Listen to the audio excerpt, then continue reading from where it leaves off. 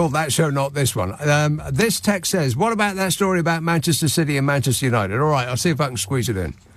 There's a prize-giving ceremony for the Ballon d'Or. It's called the Ballon d'Or. It marks the best footballers in the world. It's this week, and there's players nominated from Manchester City and Manchester United.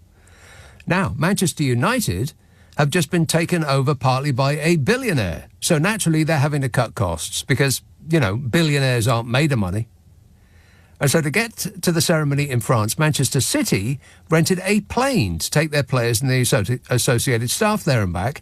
And in order to save money, the billionaire-owned Manchester United asked their most fierce rivals, Manchester City, if they could send their players attending the ceremony on the plane that Man City had hired. What? Yeah, I know.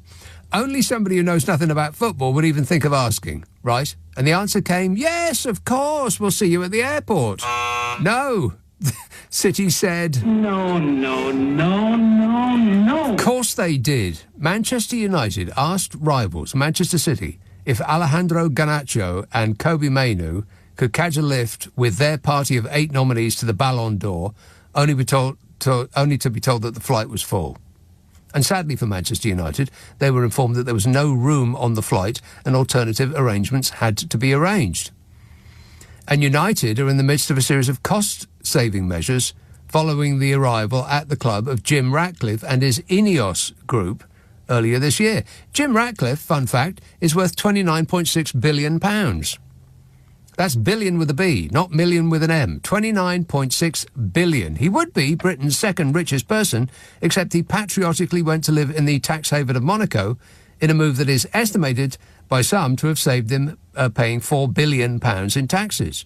You know, which could have been frittered away on such inconsequential things like the NHS and the police and the schools. And, by the way, £4 billion is coincidentally the same amount that he paid to become a kingpin at Manchester United. If you squinted and thought about it just for a moment, you might think that we paid for it.